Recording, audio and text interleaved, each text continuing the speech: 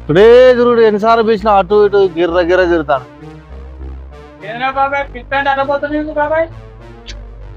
ఏదరా ఎడు పోతా ఎన్నిసార్లు పిలవాలరా నాయన?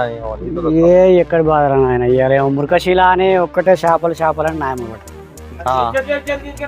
ఏ చెరువైనా చేపలు దొరుకుతలేవు. ఎందుకు తినాలో ఏందో ఏం కథ మురకశీల నాడు ఎందుకంటారు అసలు నాకు అర్థం కాదు. నీకు మురగచీల ఎందుకు చేపలు తింటారు? అదే అర్థం కాలేదు. తినకుంటే ఏమన్నా అవుతుందా ఏందా అంటే అట్లా కాదు, ఒకటే పో అంటే ఇప్పుడు 3 ఊర్లు తిరిగి వచ్చినా చేపలే పడతలేరట.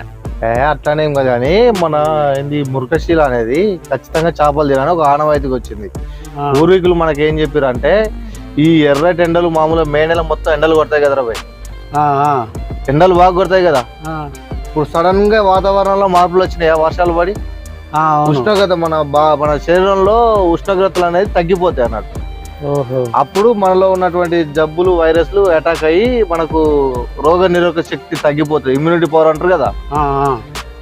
అందుకు చేపలు తింటే ఇమ్యూనిటీ పవర్ వస్తుంది కాబట్టి ఈ జబ్బులు రాకుండా దగ్గు దమ్ము ఇప్పుడు అటాక్ అయితే కదా, అందువల్ల ఈ చేపలు తినడం ఒక ఆనవాయితీ. అసలు అది వాస్తవానికి తినాలి, ఏది జబ్బుల బారిన ఉండాలి, బయటపడడం కోసం తినాలి. కానీ పూర్వీకులు దాన్ని మనకు ఒక ఆనవాయితీగా చెప్పారు అన్నట్టు. వాళ్ళు సైంటిఫిక్ గా చెప్పలేక ఆనవాయితీ అనేది ఒకటి చెప్పి మనల్ని తినే విధంగా ప్రోత్సహించేటోళ్ళు అన్నట్టు. ఖచ్చితంగా ఈ మృగశీల రోజు తినాలి అని చెప్పేసి ఇది ఒక సందర్భాన్ని క్రియేట్ చేశారు అన్నట్టు. అంటే ఇన్ని రోజులు ఎండలు కొట్టి ఇప్పుడు వానలు పడితే మన బాడీలో ఉష్ణోగ్రత తగ్గి అటాక్ కావడానికి ఛాన్సెస్ ఉంటాయి, జబ్బులు అటాక్ అయితే చేపలు అనేటివి తింటే వాటిని ఇమ్యూనిటీ పవర్ ఉంటుంది అన్నట్టు. ఆ చేపలు వల్ల ఇమ్యూనిటీ పవర్ వల్ల రోగ నిరోధక శక్తి పెరుగుతుంది మన బాడీలో. అందుక జబ్బులు అన్నట్టు గుండె జబ్బుల గురించి అని చేప మందులు కూడా వేస్తారు అన్నట్టు, మింగుతారు చేపలు, చిన్న చిన్న చేపలు మందులు మింగుతా ఉంటారు చూసినావా ఈ సందర్భం అన్నట్టు. అంటే తినకుంటే ఏం లేదు అట్లాని కాదు కానీ మనం ముందు జాగ్రత్తగా అంతవరకే.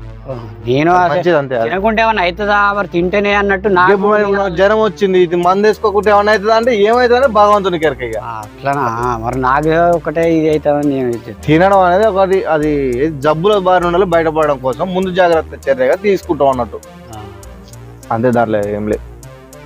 ఓకే, దొరికినాయి మరి ఏడా తినవచ్చు. పుసబెల్లా పడతారట పోతుందర మరి అదే పోవాలి. మా తెచ్చిరు పో, మా ఇంటికే రావాలి వాళ్ళ వాడు. ఇదో కథ. మరి ఏం చేస్తాం దొరకనప్పుడు ఎవడే పో పూసపల్లి పోతారు ఏ చేస్తా